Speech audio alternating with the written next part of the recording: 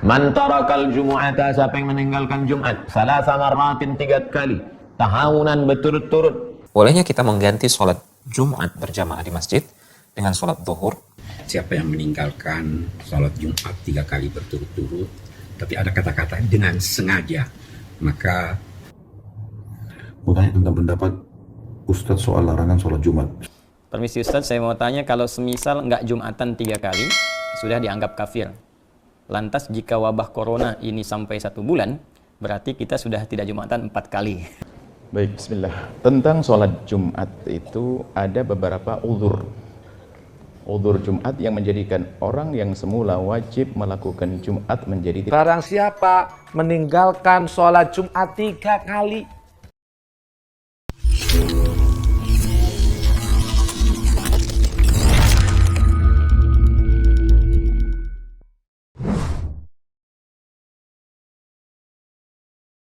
Ustadz, apa hukum meninggalkan sholat Jumat sampai 3 kali berturut-turut?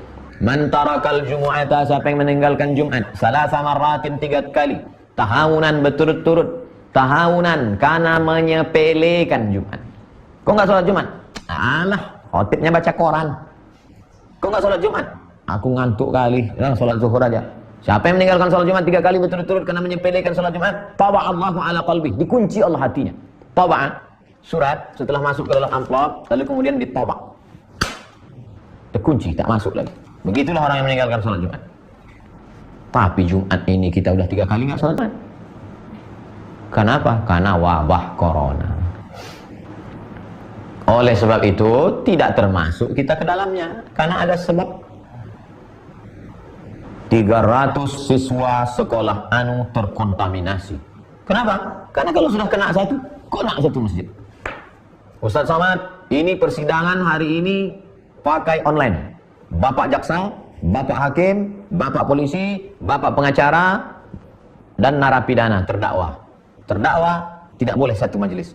Kenapa begitu, Pak? Karena kalau sampai dia terkena ini, si terdakwa ini, masuk dia ke sel, di sel ada 1.200, kena semuanya.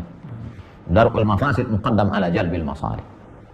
Siapa yang menjamin bahwa sekarang ini steril? Kecuali ada alatnya. Ada alatnya macam kacamata detektor. Oh, siapa yang punya corona? Nampak merah. Nampak merah. Sana, merah. Sana, hijau. Masuk. Kalau itu bisa. Dipasang di pintu masjid.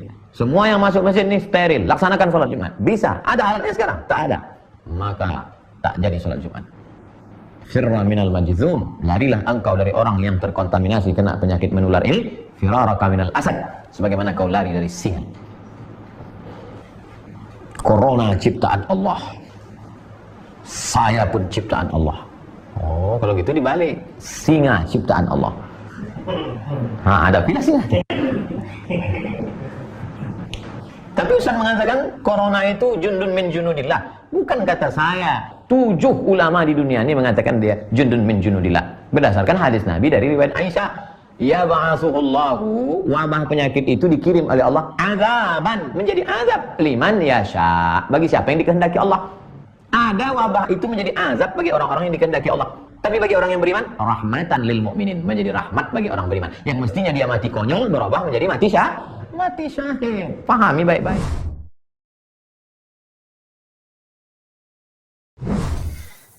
Kita tahu pemerintah kita bersama para ulamanya dari MUI dan para ulama yang lain, termasuk ulama dari berbagai dunia Islam, mereka memfatwakan bolehnya di saat-saat seperti ini, di saat kita sedang ditimpa oleh wabah COVID-19 seperti saat ini, mereka memfatwakan bolehnya kita mengganti sholat Jumat berjamaah di masjid dengan sholat zuhur di rumah. Itu karena ada kondisi yang mengharuskan hal tersebut, kondisi darurat, karena ada uzur.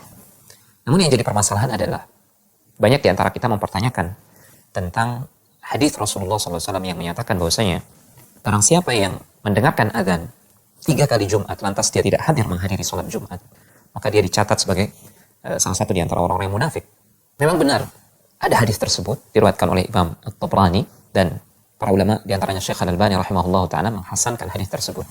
Man sami'a al-adhan 3 Jum'atin thumma lam yahdur kutiba minal munafiqin. Siapa yang mendengar 3 kali adzan Jumat kemudian dia tidak menghadirinya, maka dia tercatat termasuk orang-orang yang munafik. Lantas di masa seperti ini, di mana boleh jadi seseorang dia tidak hadir lebih dari 3 kali Jumat, boleh jadi 4 kali atau 5 kali, apakah dia akan tercatat sebagai orang-orang munafik? Sementara pemerintah dan para ulama memfatwakan boleh untuk mengganti sholat Jumat di rumah dengan sholat zuhur. Untuk lebih mendapatkan kejelasan, kita harus melihat keseluruhan hadis yang berbicara tentang hal ini. Di antara hadis yang menjelaskan hadis sebelumnya tentang hal ini adalah hadis dari Abu Hurairah yang diriwayatkan oleh Imam At-Tayalisi dan juga disahihkan oleh Syekh Al-Albani rahimahullah taala. Rasulullah SAW pernah bersabda, "Man taraka 3 jum'in mutawaliyatin min ghairi 'udhrin, taba Allahu 'ala qalbihi." Barang siapa meninggalkan 3 kali Jumat berturut-turut tanpa ada uzur. Ini perlu dicatat, digaris bawahi, tanpa ada uzur. Maka Allah Subhanahu wa taala akan menutup hatinya. Dia tidak akan bisa mendapatkan hidayah. Kemudian dalam hadis Jabir bin Abdullah radhiyallahu taala anhu yang diriwayatkan oleh Imam Ibnu Majah, juga disahihkan oleh Syekh Al-Albani rahimahullahu taala. Rasulullah sallallahu alaihi wasallam bersabda, "Man taraka al-jum'ata 3 min ghairi daruratin, taba Allahu 'ala qalbihi." Barang siapa meninggalkan 3 kali Jumat tanpa ada kondisi darurat. Ini perlu dicatat juga, tanpa ada kondisi darurat, maka Allah Subhanahu wa taala akan menutup hatinya. Kemudian dalam hadis yang lain yang diriwayatkan oleh Imam Ahmad, Imam Abu Dawud dan yang lainnya, dan hadis ini dihasankan oleh Syekh Shu'aib Al-Arnaud rahimahullahu taala. Rasulullah sallallahu alaihi wasallam bersabda, "Man taraka 3 jum'in tahawunan biha, taba Allahu 'ala qalbihi." Barang siapa meninggalkan 3 kali salat Jumat karena meremehkan salat Jumat tersebut, maka Allah Subhanahu wa taala akan menutup hatinya atau akan mengunci hatinya. Kesemua hadis ini saling menjelaskan satu sama lain. Pertama, disebutkan bahwasanya jika ada uzur dan jika ada kondisi darurat dan tidak meremehkan sholat Jumat tersebut, maka seseorang yang meninggalkannya, terpaksa meninggalkannya lebih dari 3 kali atau lebih, maka dia tidak terkena ancaman hadis yang tadi bahwasanya siapa yang meninggalkan sholat Jumat berturut-turut 3 kali, maka dia dicatat sebagai orang munafik. Ya, dengan syarat dia tidak meninggalkan Jumat tersebut karena meremehkan, tidak ada kondisi darurat dan tidak ada uzur. Dan termasuk kondisi uzur adalah manakala seseorang dalam perjalanan, manakala seseorang dalam kondisi sakit, dan termasuk juga adalah ketika kondisi wabah seperti ini. Semoga penjelasan ini bisa memberikan pencerahan dan semoga Allah Subhanahu wa taala menjauhkan hati kita dari kemunafikan. Semoga Allah Subhanahu wa taala senantiasa memberikan cahaya hidayah ke dalam hati kita, memberikan tambahan ilmu yang bermanfaat dan amal soleh yang diterima. Siapa yang meninggalkan sholat Jumat 3 kali berturut-turut, tapi ada kata-kata dengan sengaja, maka ada 2 riwayat, dia telah kafir. Yang riwayat yang lain mengatakan bahwa hatinya ditutup oleh Tuhan. Sebenarnya hadis ini mempunyai makna yang tidak seperti difahami sementara orang. Hatinya tertutup itu masih bisa dibuka kalau yang bersangkutan bertobat. Kata kafir itu difahami oleh ulama kalau dia mengingkari kewajiban Jumat itu. Ini semua kalau dia meninggalkan Jumat dengan sengaja tanpa ada alasan yang membenarkannya. Ulama-ulama membahas tentang apa saja alasan yang membenarkan seorang tidak sholat Jumat. Paling tidak ada 3 kategorinya. Takut menyangkut diri. Orang yang takut jangan sampai kalau pergi sholat Jumat dianiaya, apalagi kalau dibunuh, apalagi kalau terbunuh, apalagi kalau mati, atau takut pada hartanya. Kalau dia sholat Jumat, hartanya bisa hilang. Atau bisa juga takutnya itu bukan pada dirinya, tapi pada orang lain. Bisa jadi orang-orang yang menjaga keamanan, khususnya pada saat krisis, itu boleh tidak sholat Jumat. Dia bukan takut terhadap dirinya, tapi dia jaga keamanan masyarakat. Dokter-dokter yang melakukan tugasnya di masa bencana sekarang ini, itu juga bisa dibenarkan untuk tidak sholat Jumat walaupun berturut-turut lebih dari 3 kali. Bisa juga ada situasi yang bukan berkaitan dengan dirinya, bukan berkaitan dengan orang lain, tetapi satu contoh, pada masa Nabi hujan lebat yang menjadikan jalan becek atau menjadikan orang amat sulit untuk pergi sholat Jumat. Itu dibenarkan untuk tidak pergi sholat Jumat. Habib sebenarnya bisa memberikan apa yang dikemukakan oleh ulama tentang contoh-contoh yang boleh jadi sepintas orang berkata, wah ini terlalu menggampangkan. Tapi sebenarnya tidak demikian.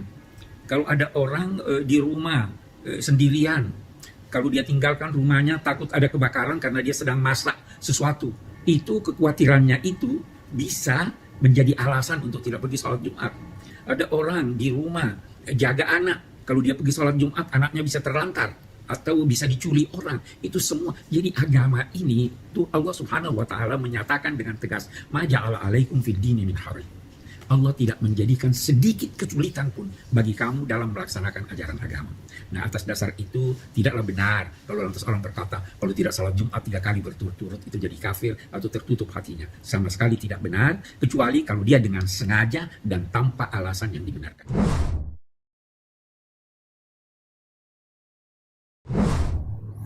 Mau tanya tentang pendapat Ustadz soal larangan sholat Jumat. Sudah kita jelaskan itu kemarin teman-teman sekalian. Tidak ada masalah. Itu sama sekali nggak ada larangan dalam masalah itu. Tidak ada larangan. Jadi dibolehkan. Setahu saya dibolehkan karena memang wabah ini akan menyebar dan sudah ulama itu tidak sembarangan memberikan fatwa. Termasuk Indonesia sendiri, majelis ulama sudah mengeluarkan dan banyak sekali di antara asatidzah kita insya Allah yang tidak kurang kapabilitas ilmunya sudah menyampaikan tentang masalah itu. Jadi nggak usah khawatir. Mereka bukan ulama sembarangan. Mereka juga menggunakan dalil. Mereka belajar. Jadi insya Allah jangan paksakan diri saudaraku. Karena pernah terjadi di zaman Ibnu Hajar rahimahullah, tersebar wabah seperti ini, maka tiba-tiba ada inisiatif dari sebagian orang mengatakan, ayo kita keluar yuk, kita istighatsah, berdoa di lapangan segala macam. Apa yang terjadi? Ibnu Hajar mengatakan setelah itu terjadi, makin banyak korban. Padahal sudah ada anjuran ulama supaya tetap tinggal di dalam rumah. Jadi insya Allah kita tawakal kepada Allah SWT. Walaupun kita harus jadikan bahan muhasabah ya. Maksudnya, kenapa kok Allah Subhanahu Wa Taala menjadikan kita ini seperti tanda kutip nggak diizinkan masuk ke dalam masjidnya, padahal itu rumah Allah SWT. Jadi akan jadikan bahan muhasabah insya Allah. Kalau masalah ini ditanyakan juga, apakah boleh orang sholat dengan jarak 1 meter? Ini tidak pernah ada sunnahnya ini. Ya. Atau sholat berjamaah ya sudah tawakal Allah, bersebelahan. Kalau ada jarak satu ini seperti sholat sendiri, itu bisa tidak diterima. Permisi Ustaz, saya mau tanya, kalau semisal nggak Jumatan 3 kali, sudah dianggap kafir. Lantas jika wabah corona ini sampai 1 bulan, berarti kita sudah tidak Jumatan 4 kali. Nah itu gimana ya Ustaz? Baik. Bagus pertanyaannya.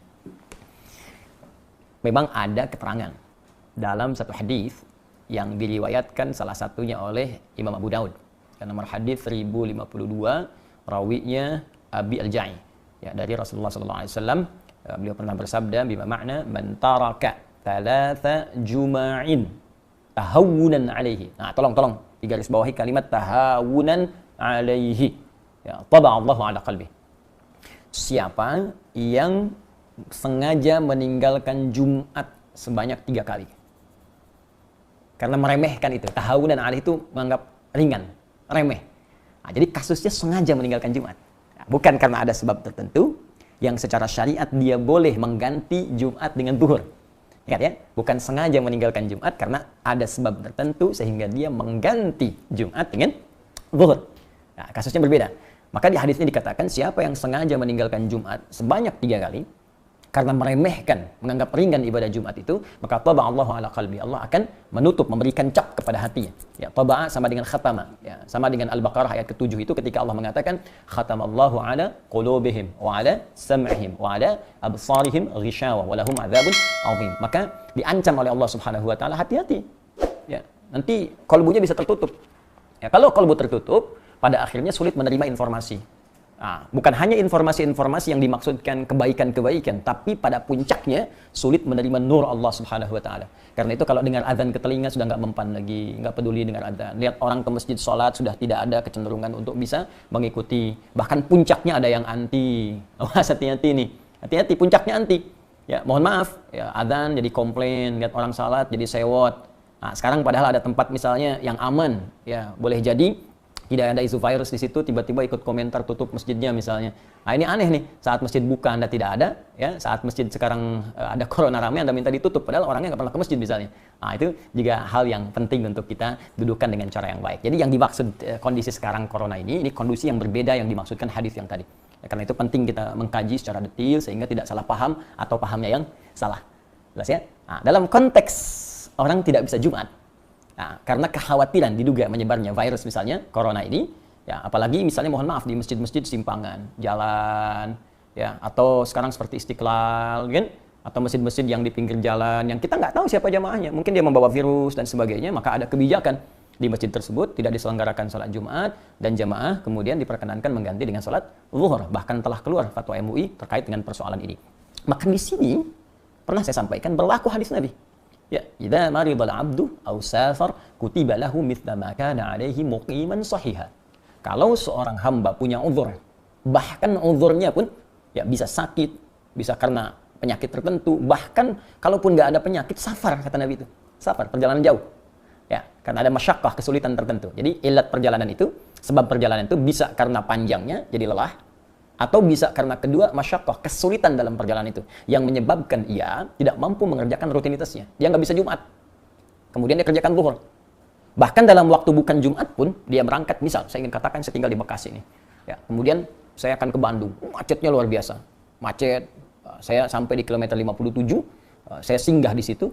Nah, situasi macet luar biasa, mungkin sampai ke Bandung maghrib gitu kan, sehingga tidak mendapati asar di tempatnya atau di jalannya. Maka saya jamak qashar. Ya, saya gabungkan zuhur dengan asar, saya persingkat jadi 2. Itu dalam situasi jamak qashar pun, kata Nabi, Anda mendapatkan pahala sempurna seperti Anda biasa kerjakan sebelumnya dalam rutin. Jadi kalau Anda biasa ke masjid, dapat pahala ke masjid. Ya, dapat pahala komplit. Bahkan kalau Jumat pun Anda nggak Jumatan, Anda kerjakan zuhur, pahalanya dapat senilai Jumat.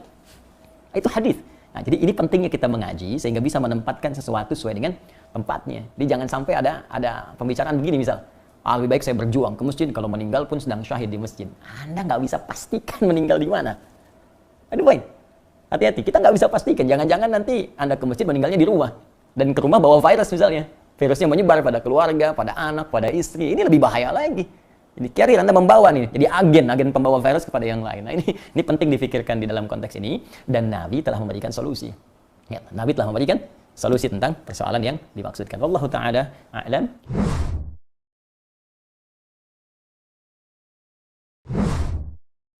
Baik, bismillah. Tentang sholat Jumat itu ada beberapa uzur.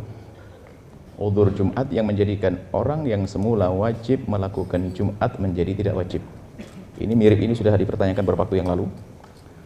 Jadi, kalau memang himbauan pemerintah demi kemaslahatan bersama, demi kesehatan karena adanya wabah saat itu, maka kita hendaknya mendengar.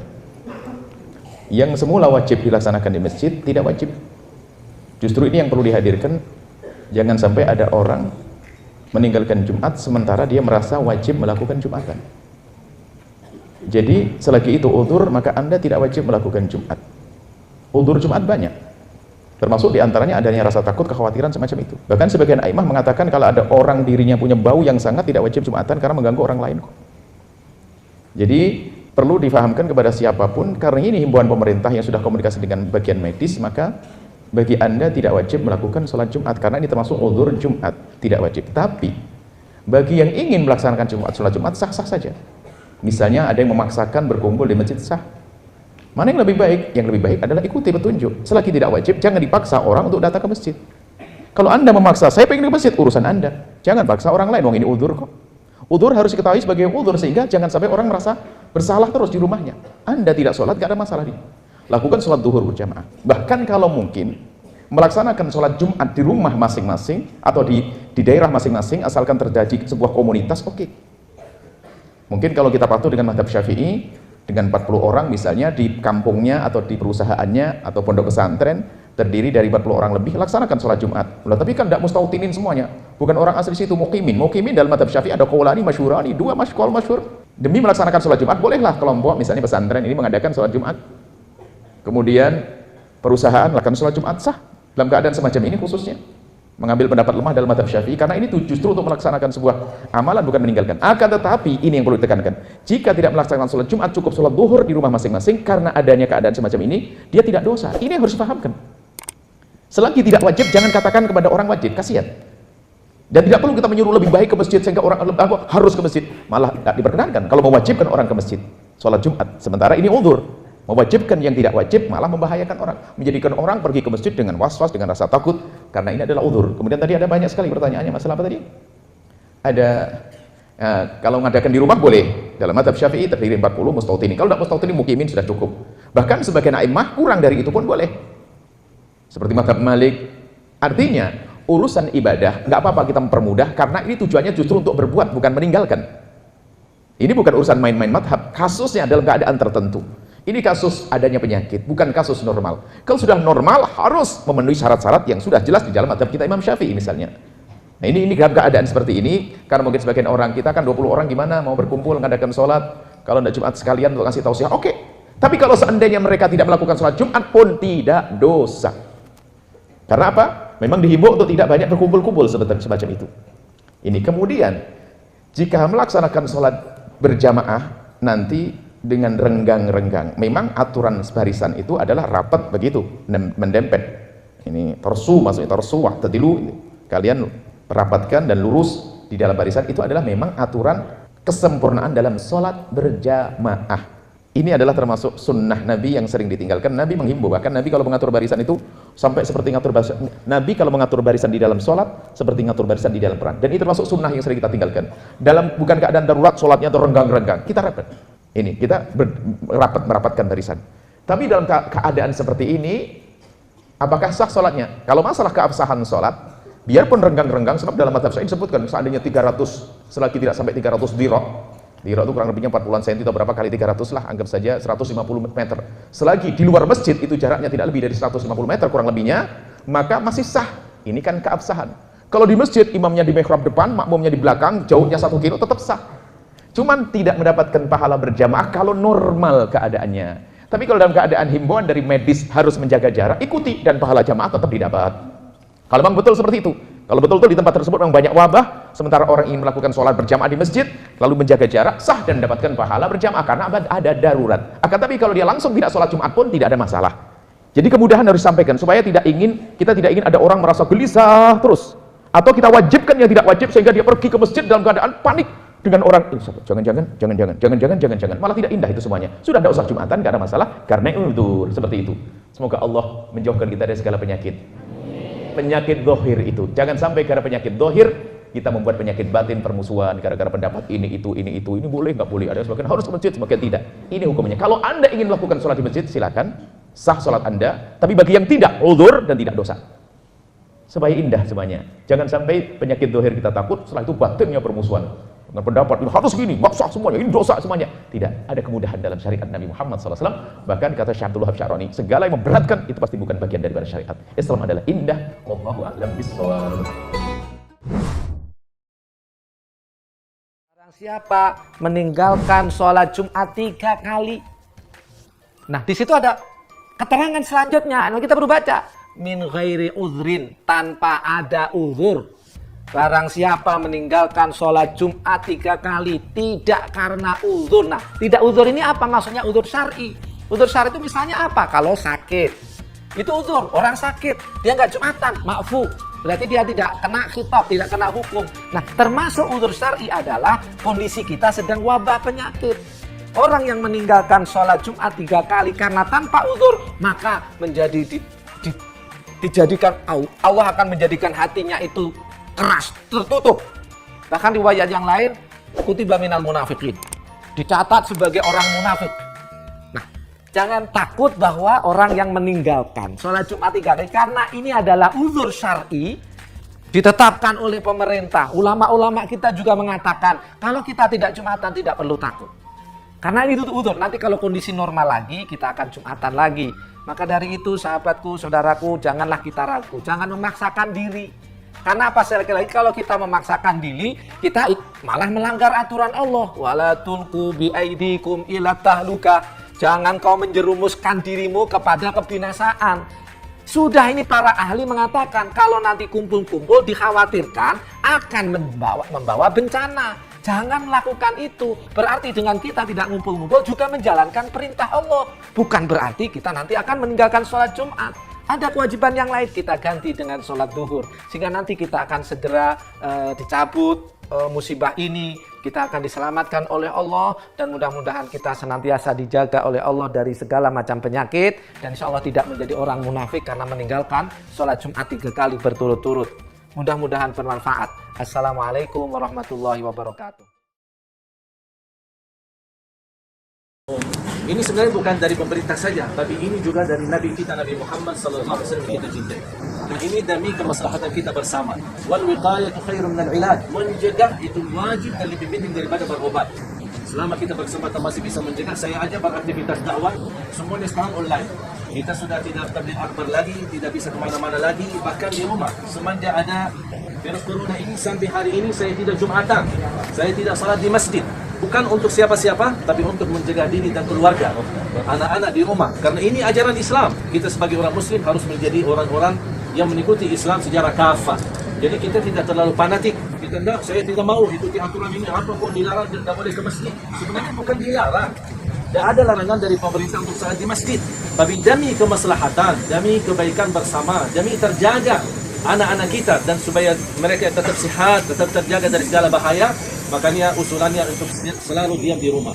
Makanya dalam kesempatan ini, kami hari-hari ini terpaksa kami turun hanya untuk bakti sosial kepada saudara kita tunanetra. Selain itu kita kembali lagi ke rumah dan kita bersama keluarga di rumah. Berbanyak ibadah di rumah, berbanyak baca Quran di rumah, bermunajat pada Allah Subhanahu wa taala di rumah. Saya mengkhususkan waktu karena sekarang banyak waktu kosong dan saya bisa beraktivitas lebih banyak di rumah. Alhamdulillah saya ikhlaskan setiap hari khatam 1 kali Al-Quran 30 juz untuk keselamatan negeri kita Indonesia. Makanya jemaah sekalian, saya himbau semua masyarakat jangan panik, insyaallah semuanya baik-baik saja. Kita sekarang menyambut Ramadan, kita bermunajat, kita tetap senang menyambut bulan suci Ramadan, tapi kita tidak boleh merasa tidak nyaman. Kita bisa beraktivitas ibadah di rumah dan insyaallah tidak sia-sia pahala kita di sisi Allah Subhanahu wa taala. Amin. Apalagi mudik. Saya aja kampung saya di Madinah, orang tua saya di Madinah. Tahun ini saya mengambil keputusan tidak mudik. Kenapa saya tidak mudik?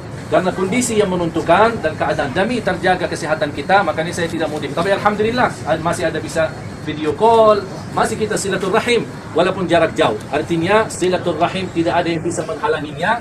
Walaupun tidak bisa mudik, tapi masih bisa komunikasi melalui telepon. Makanya saya mohon kerjasama dengan masyarakat. Ayo kita bersama-sama.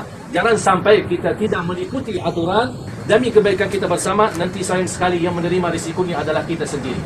Makanya saya harap semua sama-sama, ayo kita bersatu melawan corona. Kita bersama-sama silaturahim, tapi dengan jarak jauh, tidak perlu mudik. Demi kemaslahatan kita bersama, agar negeri kita ini insyaAllah aman, ma'mur, baldatun tayyibatun wa rabbul ghafur. Terima kasih kepada pemerintah kepedulian dan perhatiannya, aparat keamanannya, Bakapolda Metro Jaya, Bandar Metro Jaya, dan semua yang hadir di sini. Semoga dibalas oleh Allah Subhanahu wa taala kebaikannya. Amin. Dan mudah-mudahan menjadi amal saleh kita bersama. Amin. Dan saya juga salut dan perjuangannya para dokter ahli medis, kemudian juga para wartawan. Semoga dibalas kebaikannya. Amin. Dan saya ingatkan tolong jaga kesehatannya. Terima kasih. Wassalamualaikum warahmatullahi wabarakatuh. Waalaikumsalam.